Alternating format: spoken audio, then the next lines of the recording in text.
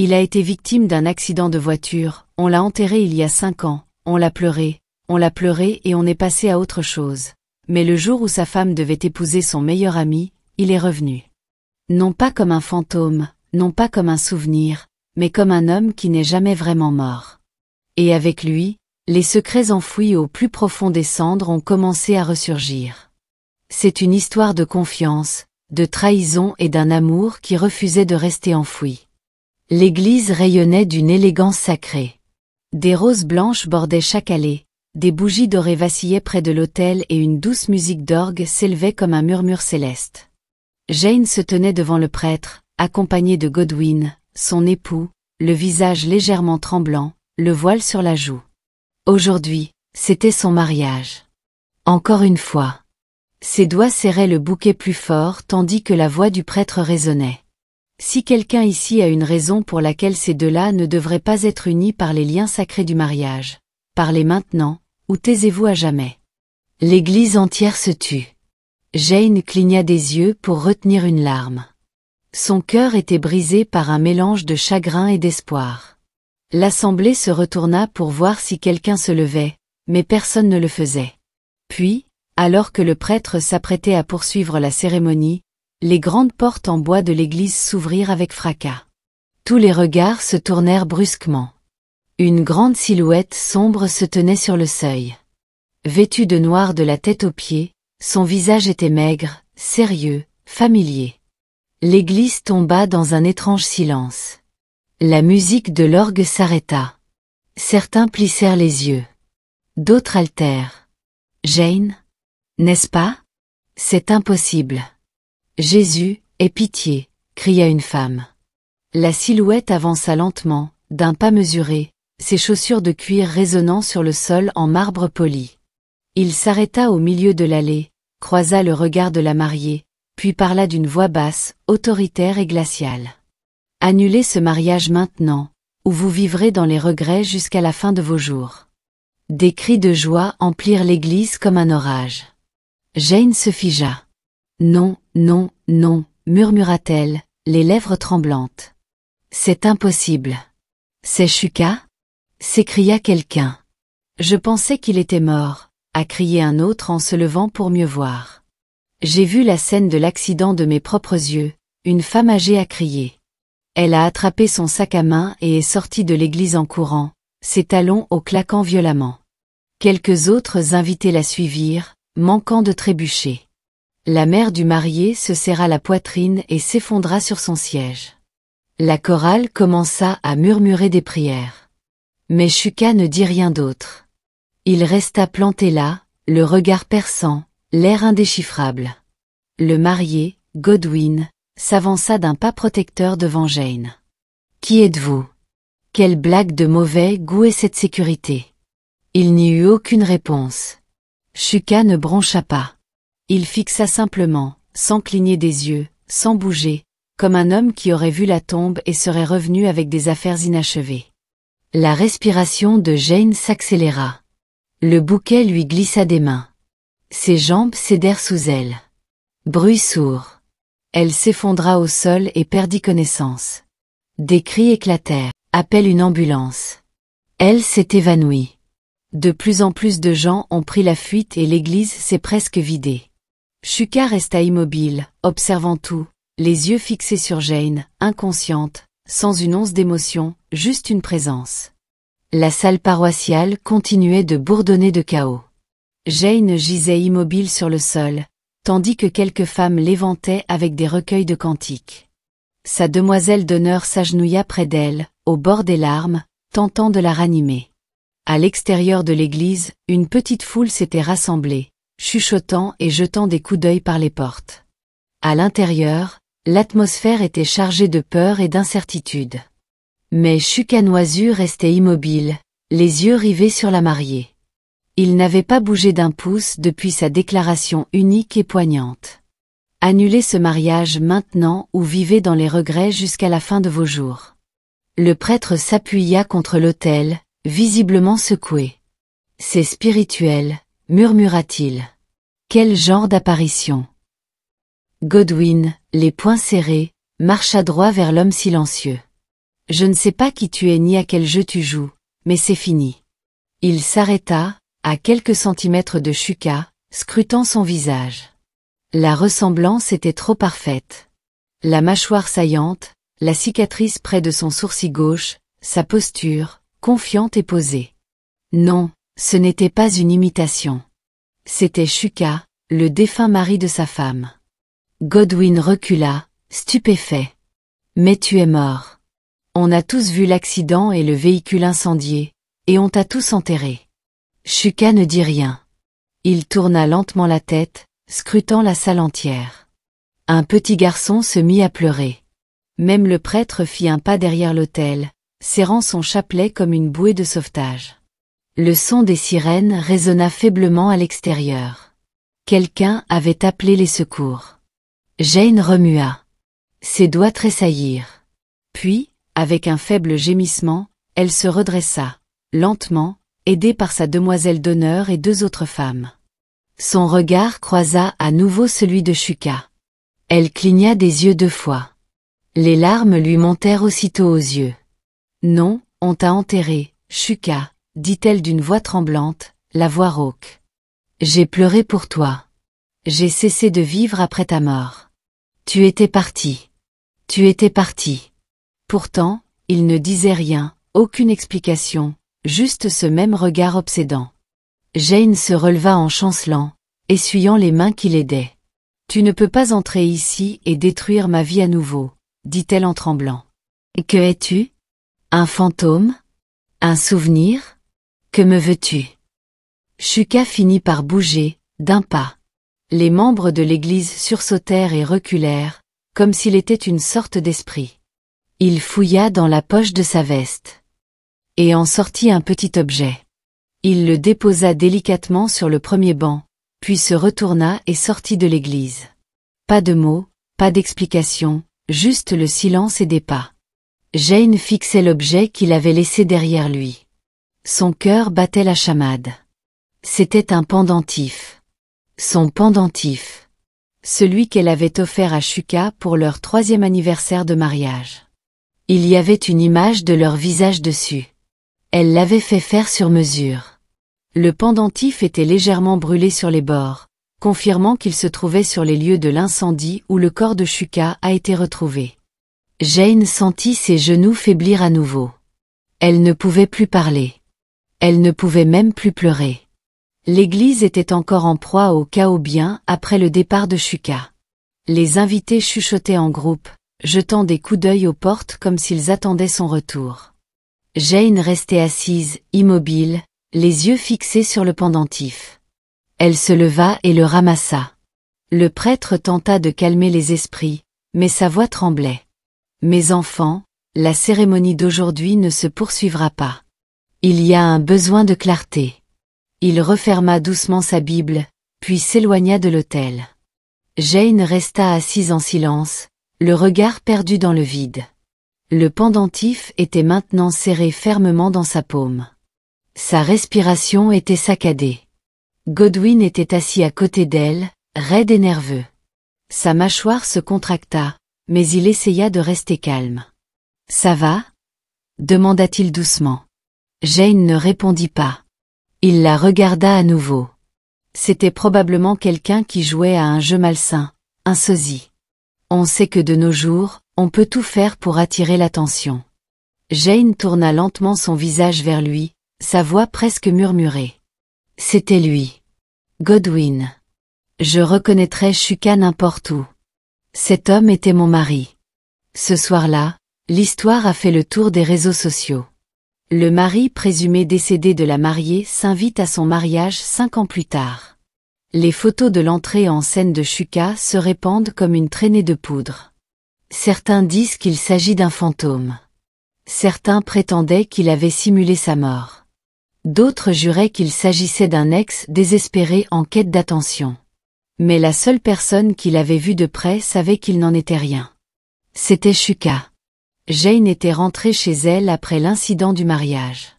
Le lendemain matin, elle était assise sur son lit en silence. Godwin avait appelé 2 fois. Elle ne répondit pas. Elle fixait le petit pendentif que Shuka avait laissé derrière elle, les larmes aux yeux. Ses doigts tremblaient lorsqu'elle ouvrit le fermoir. À l'intérieur se trouvait un petit morceau de papier, plié hermétiquement. Elle le déplia. Une seule ligne était écrite de la main de Shuka. Tous ceux qui mouraient ne restaient pas morts. Son cœur se serra. Elle ferma les yeux et murmura « Où es-tu, Shuka ?» Ce soir-là, Jane retrouva son ami de longue date et avocat, Ugoshi. Elle lui raconta tout ce qu'elle avait vu et ressenti. « J'ai besoin d'aide », dit Jane fermement. « Je veux le retrouver. Je dois savoir. Que lui est-il arrivé, où est-il allé et pourquoi m'a-t-il prévenu ?» Ugoshi la regarda, incrédule. « Jane, parles-tu du même Shuka dont nous avons tous deux assisté à l'enterrement? Celui que tu as enterré toi-même » demanda Ugoshi, l'air perplexe. Cet homme était Shuka. Ça paraît fou, mais c'était lui, répondit calmement Jane. Elle sortit le mot du pendentif. Ugoshi le lut, puis hocha lentement la tête. Je connais quelqu'un qui mène des enquêtes discrètes, confidentielles. Je vais passer un coup de fil. Elle a appelé un détective privé. Jane lui a parlé, lui a donné les détails, et il a commencé son enquête. 3 jours plus tard, Jane était dans sa chambre, recroquevillée au bord de son lit, lorsque son téléphone a vibré. C'était un appel de son père. Elle hésita avant de décrocher. « Adi ? Jane ?» La voix grave du chef Amadi résonna, ferme mais sans gentillesse. « J'ai besoin que tu viennes à la maison ce soir. Viens avec Godwin. » Elle se redressa légèrement. « Pourquoi ? Il faut qu'on parle. » « Toi, lui et ses parents, » répondit-il sèchement. Le cœur de Jane se serra. « Papa ? Pas d'excuses, Jane. C'est important. » Il a raccroché. Plus tard dans la soirée, Jane et Godwin arrivèrent au manoir du père de Jane. Les parents de Godwin étaient déjà assis dans le salon. Le chef Amadi se tenait près de la cheminée, les bras croisés, le visage indéchiffrable. La mère de Jane était assise tranquillement à côté de celle de Godwin, toutes deux chuchotant, les sourcils froncés. L'atmosphère était tendue. « Ne perdons pas de temps », commença le chef Amadi en s'avançant. Ce mariage, toute cette situation, a semé la honte et la confusion dans nos familles. Je veux savoir ce qui se passe vraiment. Godwin s'éclaircit la gorge et remua sur son siège. « Monsieur, je crois que l'homme qui est apparu à l'église n'est pas Shuka, et... » Juste à ce moment-là, on frappa à la porte. Tout le monde se retourna. La gouvernante jeta un coup d'œil, une expression étrange au visage. « Monsieur, il y a quelqu'un ici qui veut vous voir. »« Dites-leur de revenir, » répondit le chef, mais il était trop tard. Les portes s'ouvrirent et Shuka entra. Des cris de surprise emplirent la salle, et tout le monde était terrifié. Shuka portait une chemise sombre, un jean propre et une expression calme. Juste derrière lui marchait un homme âgé, à la peau rugueuse, vêtu de vêtements traditionnels usés, tenant une canne. Le silence régnait. On entendait le ronronnement du ventilateur au-dessus d'eux. Shuka s'arrêta au centre de la pièce, balayant du regard tout le monde. Puis il parla, clairement et avec assurance. « S'il vous plaît. N'ayez pas peur, dit-il. Je ne suis pas un fantôme.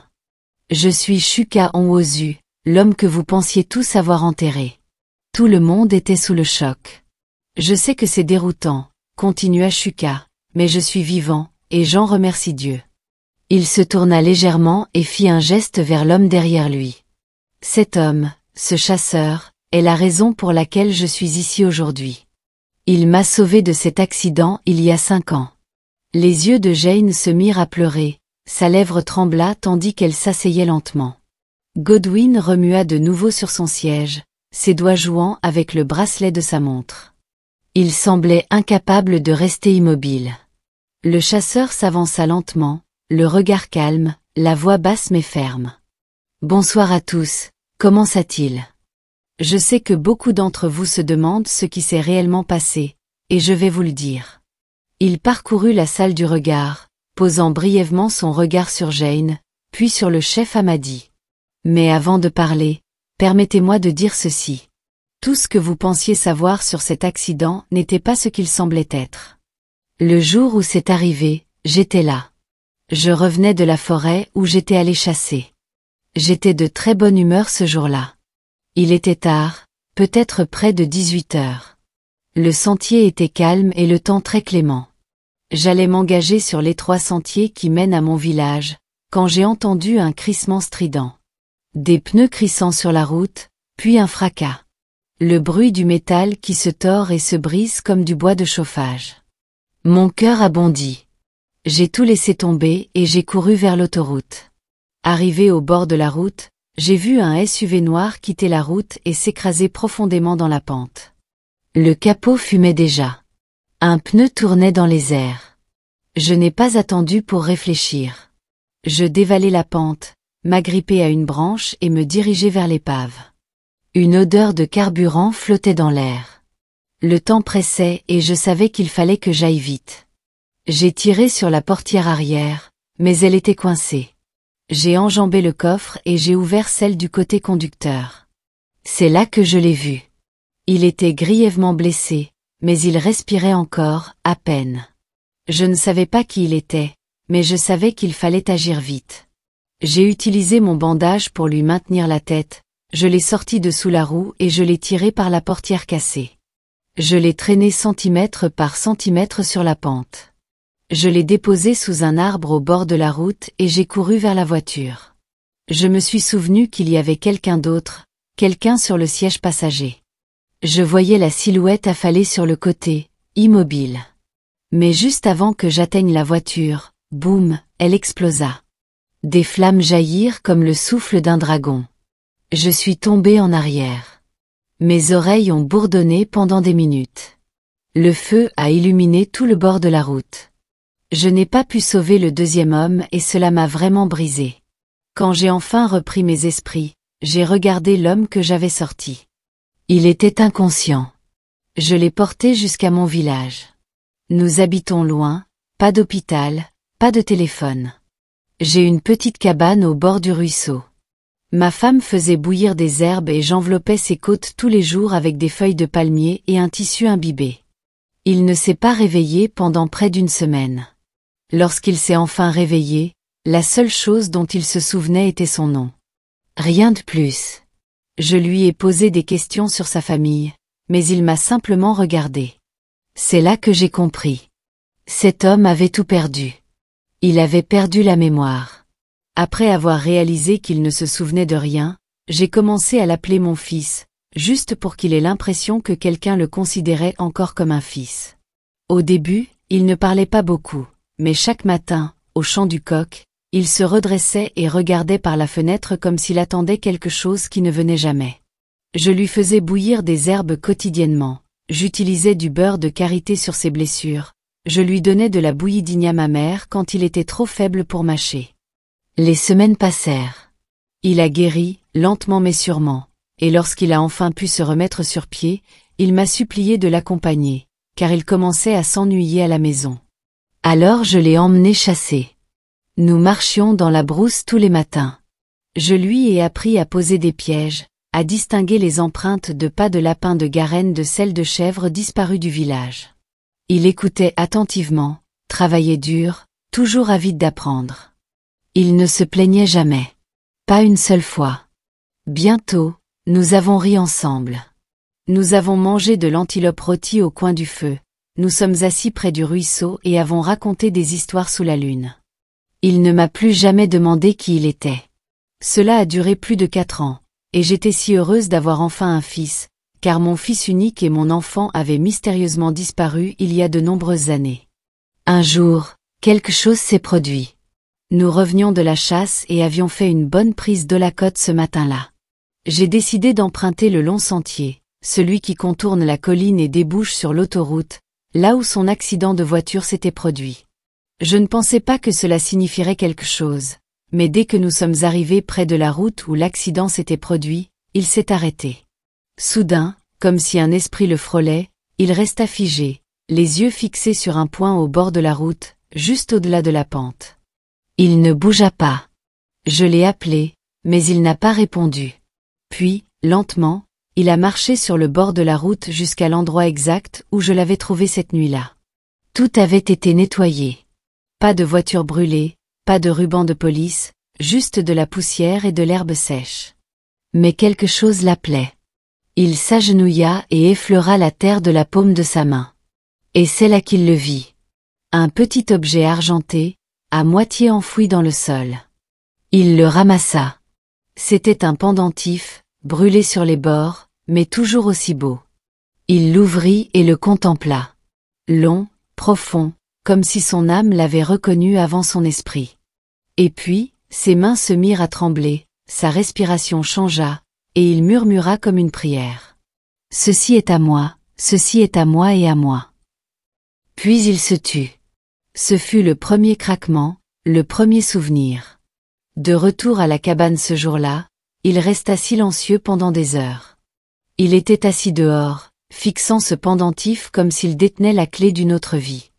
Je ne l'ai pas dérangé, j'ai juste observé. Et, au fil des jours, quelque chose en lui a commencé à changer. Il s'est réveillé au milieu de la nuit, essoufflé, transpirant, murmurant des noms.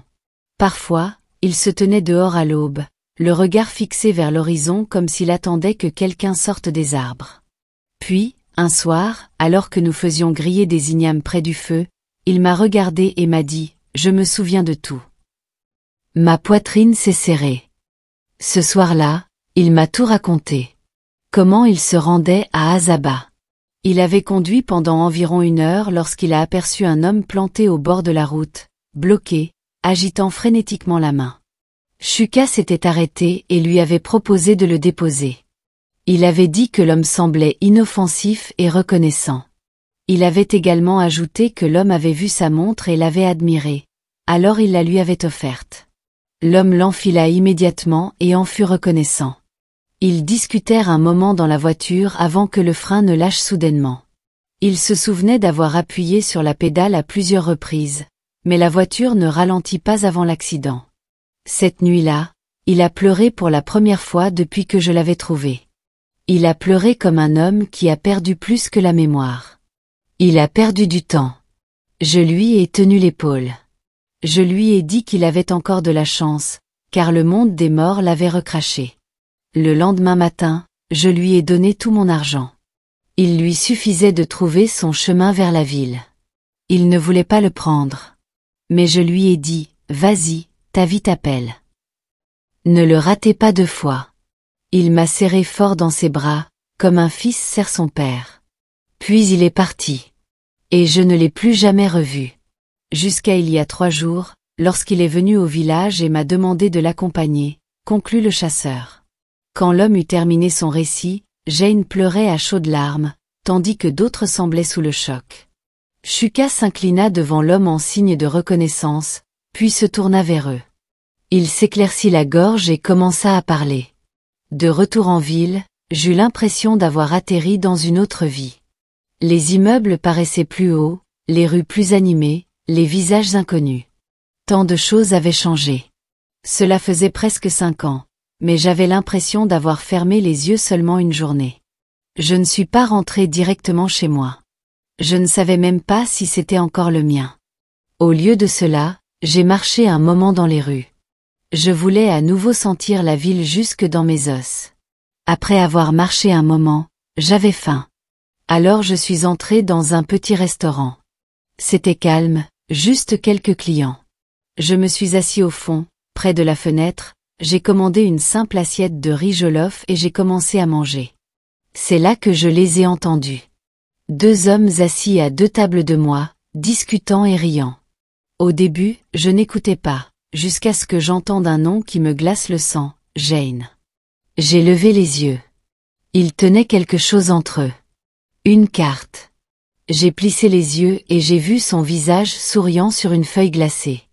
Puis j'ai vu le nom imprimé à côté du sien, Godwin. Il parlait de son mariage avec lui. Je me suis essuyé les mains, me suis levé lentement et me suis dirigé vers eux. J'étais prudent, calme. Excusez-moi, dis-je. S'il vous plaît, puis-je jeter un œil à cette invitation? Le jeune homme leva les yeux. Vous les connaissez? Je souris. Avant, oui. Ils me l'ont donné. Et il était là. Jane. Ma Jane. Ma femme. Je me marie. Avec Godwin. Mon meilleur ami. L'homme à qui j'avais confié ma maison, mes secrets, ma vie. J'avais le vertige, mais je l'ai remercié poliment et lui ai rendu la carte. J'ai immédiatement perdu l'appétit. En sortant du restaurant, tout m'est revenu à l'esprit. Je me suis souvenu de la veille de mon voyage. Godwin était chez moi. Jane était en voyage d'affaires, mais elle savait que j'étais en déplacement. J'ai dit à Godwin que je devais faire réviser ma voiture et il m'a proposé son aide. Il a emmené la voiture pour la faire réviser, et à son retour, je l'ai vu penché sur le capot en train de faire quelque chose. À l'époque, je pensais qu'il m'aidait. Je l'ai même remercié. Mais 5 ans plus tard, il allait épouser ma femme. J'ai commencé à faire le lien. J'ai réalisé que mon frein avait été trafiqué. La panne était trop soudaine. Godwin et son soi-disant mécanicien ont été les seuls à toucher à ma voiture avant mon départ. Cela fait plus d'1 mois que je suis là. Je n'ai appelé personne. Je ne me suis pas montré. J'ai fait quelques petits boulots ici et là pour gagner ma vie. Je ne savais pas si j'étais prêt à affronter Jane. Je ne savais pas si j'aurais la force de regarder Godwin dans les yeux, mais j'ai décidé que le mariage ne tiendrait pas. Pas tant que la vérité ne serait pas révélée. Conclut Chuka, très ému. Toujours en pleurs, Jane se leva, s'approcha de Godwin et le gifla. Parle maintenant. Lui cria-t-elle. Tu m'as dit que tu étais sorti de la ville pendant que Chuka voyageait. Maintenant, il dit que tu étais avec lui la veille de son départ. Que sais-tu du frein cassé? Godwin fixa Jane. Eh bien, c'était entièrement la faute de Chuka, commença-t-il lentement. Chers téléspectateurs, la confiance est le fil invisible qui nous unit à ceux qui nous sont chers. C'est la conviction profonde que les mains que nous accueillons près de notre cœur ne seront jamais celles qui nous trahissent. Mais parfois, la confiance est brisée par ceux auxquels on s'attend le moins. Parfois, ceux que nous protégeons sont ceux-là même qui aiguisent les couteaux dans notre dos. Ne manquez pas la deuxième partie où Godwin révèle enfin ce qu'il a fait à la voiture de Chuka et pourquoi. Si vous avez apprécié cette histoire jusqu'ici et ne voulez pas manquer la suite explosive, n'hésitez pas à aimer, commenter et vous abonner à la chaîne. Votre soutien est précieux et permet de continuer à partager ces histoires incroyables. Merci de votre attention et à bientôt pour la deuxième partie.